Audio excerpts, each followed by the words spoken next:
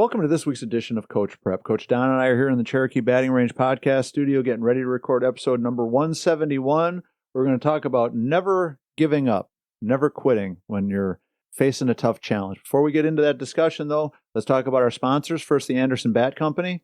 Everything Fast Pitch is very proud to have Anderson Bat Company as our presenting sponsor. Anderson Bat Company is using the latest and greatest bat technology to corner the market in the fast pitch world.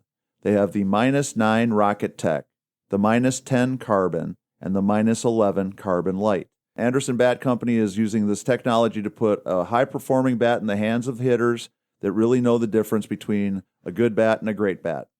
We're also working with Anderson to provide a discount for all of our listeners.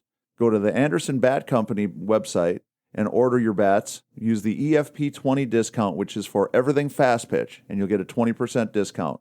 It's a great way for you to save a little bit of money on a great bat and also help support everything fast pitch at the same time. And now it's 2023. We know Anderson's got their new glove line coming out here pretty quickly here in January sometime, first part of February. It's going to be cool. One more thing that you can add to your shopping list where you can use that EFP20 discount, save an extra 20%, help support everything fast pitch at the same time. Also talking about supporting everything fast pitch and Coach Prep, please go to patreon.com/everythingfastpitch. We need patrons. We need people to come on board and help support us. We're talking about $5, $10, or $20 a month. We survived 2022. We fortunately added a bunch of new patrons and a couple of new advertisers. So if you see value in what we're doing, if you can help us out, we would love for you to become a patron. Go to patreon.com/everythingfastpitch. So Don, watched some football yesterday. Yeah. College football playoffs. And saw something that if somebody had said at the beginning of the year, we were going to see a school like TCU kind of coming out of the woodwork, coming from I think somebody said at the beginning of the year they were something like 500-1 odds to play for the national championship. Win the national championship, to now be playing in the national championship game. But watching the games yesterday kind of reminded me just of the willingness to keep fighting, to keep scratching. Georgia came back in the second game from what looked like an insurmountable deficit and ended up winning at the last second in the second game. And, TCU and Michigan scored about 1 million points in their game, went back and forth, but TCU was a team that kind of rose up from an unknown status kind of and became a national power very, very quickly. I just wanted us to talk about the idea that from a coaching perspective, that keeping our minds right, keeping our attitudes focused on winning, on continuing to play hard, to continuing the fight, battling, believing, to keep believing, even when things are getting a little bit tough, that sometimes I think that's a little message that needs to be reinforced and it's something we all need to be reminded of. We can start the new year that way, right? Right. When you coach long enough, you have times when crazy things happen. And there were 2 or 3 times in my career where we came back from absolutely, you would have thought almost insurmountable deficits. We had one rally against a very good team playing in Iowa where we were down to our last out. We almost got run ruled twice. We should have been run ruled in the 5th, but we got out of it. We should have been run ruled in the 6th, but we got out of it. In the 7th inning, we got the first 2 outs and then rattled off 8 straight runs and won the game in a walk-off. No, that's crazy amazing. And it was one of those that, even while it was unfolding, it's like, didn't believe it at first. You weren't quite sure what was going on. Then all of a sudden it's like, holy cow, the winning run's at home plate right now. Is this really happening? And is this really happening? And so, and another one where we had a big lead, the other team came roaring back, and then we were able to save it at the very end. It was one of those kind of the reverse of that, where, we were rolling along, looked like we had this game well in hand. All of a sudden we're hanging on by our teeth, and then, be able to, rally again and come back and win that one in extra innings was, again, another exciting thing. There's plenty of examples in all of our lives, all of our coaching careers, where it seemed like it just wasn't going to be your day. And one of the most bitter pills for me to swallow, and I've made this mistake twice, that there were situations where I basically, as a coach, gave in to the temptation of saying, well, today's just not our day. Right. And as soon as I made up my mind to say, okay, today's not our day, finish this as strong as we can, the softball gods just aren't on our side today. As soon as I made that concession and in my mind got to the point and verbally went to the point of saying, okay, today's not our day, let's just move on, that it got so much worse. Right. the wheels that were already coming off the cart, basically exploded into a million pieces. That the message is really a simple one. If we're in that position of leadership, if we lose faith, if we give up, if we quit, then we have to know that that's going to have terrible, terrible results throughout the entire team. No, I think that's super advice there, Tori, because we can have that feeling after it's over. But, having been there and experienced it on both ends, I mean, we've been so far ahead and somebody just kept nibbling away, and you get ahead early in a ball game, you kind of relax a little bit. And that's the perfect time for the other team to be believing. Right. And for them to want to keep chipping away, and for them to, just get a little. And then all of a sudden we're in a tight ball game with only a few outs. In your case, with already 2 outs in the final inning to rally for a big finish and a big win.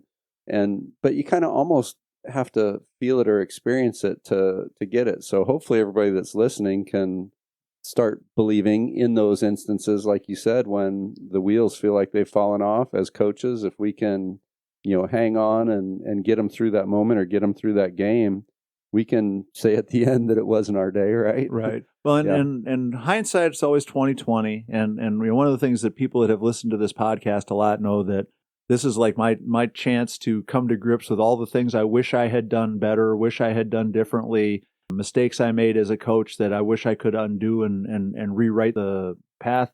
But the one mistake I made that I would strongly tell you all to make sure that you're wired in 100% on this. No matter what, you have to keep the faith. No matter what, you have to still carry yourself and show your team that no matter what the situation is, down 7 runs with 2 outs in the bottom of the 7th inning, that you still think it's possible, that you still believe that it can happen, that you still have faith in them. If you lose faith, if you lose belief, if you fall off that position of support and believing in your team, things are going to go bad, and they're going to go bad in a hurry. And Tori, when the magic does happen, and it doesn't happen all the time, but when the magic does happen, it's so much more exciting and fun when you have been on that path like you're mentioning right now, when you do keep up the faith, you do keep believing, you do keep trying to energize and charge the kids and get them going. Right. When that magic does happen, it's even more exciting. Yeah. Well, and in hindsight, again, you're looking back at it, the times that I decided in error, that it was better to admit defeat and let our kids know that, that I wasn't going to be freaking out about it because, it just wasn't our day. Those days were not any darker, were not any less likely to turn around than the day that we scored 7 runs or 8 runs with 2 outs in the 7th inning. I mean, that was as dark magic is magic. Yeah, that was as dark a situation as possible. And so why would I then, turn around a year later, 5 years later, 10 years later and go, well, we're down 9-1 in the 2nd inning. It's just not our day. Right. What made me think that was the right strategy then? And why was I dumb enough to think that, somehow I was letting the players off the hook for the fact that we just had an off day instead of, continuing to fight and scratch and claw and believe and think that, all it's going to take is that one hit to get us going. And, even when you say that, Tori, my physicalness just kind of melts down when you say it's just not our day. Then my shoulders go down, and even sitting here in the podcast room. And that's the effect that it had on my team. Yeah. There's no ifs, ands, or buts about it. We went from 9-1. You wonder if this game's ever going to end, and letting the players off the hook to it ended up being 17-1, and it almost never did end. Then it started to turn into, can we get 12 outs to get to the run rule? Are we possibly going to be able to get enough outs that this game's ever going to be able to end? So keep the faith, never quit, keep fighting, keep sending the message over and over and over again to your team that you believe, that you have faith, that you know that they can come back. And even sometimes you got to fake it till you make it. Well, this is one of those we have to say it and believe it until we don't get to say it or believe it anymore, right? No doubt. When the last out is made, then you can look back at it, and as you said, Don, and say, well, we didn't have a great day today, but we fought hard all the way to the end. We gave it all we had until the very end. We believed until the very last pitch.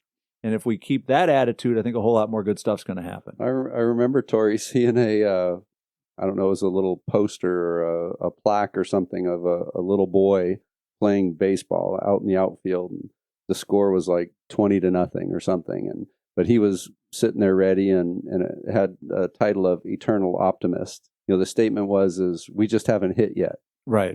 So that was kind of fun. Yeah. When I think there's a lot to be gleaned from that, though, there's a lot of useful information. Yep. And again, for all of us as coaches, we all have to have this constant discussion with ourselves about what our role is and what our job is when we go to the ballpark every day. And as soon as we start to get wrapped up in the excuse making, the letting everybody off the hook, not trying to fight as hard as we can, it's just not our day, fill in the blank for whatever statement you want to put in there, we're not doing our job. And the days that I said those things and made that conscious choice to verbalize, hey, it's just not our day, I didn't do my job that day. And the fact that our team ended up really struggling to even finish the game, that's on me because I lost faith. I didn't believe the way that I should have.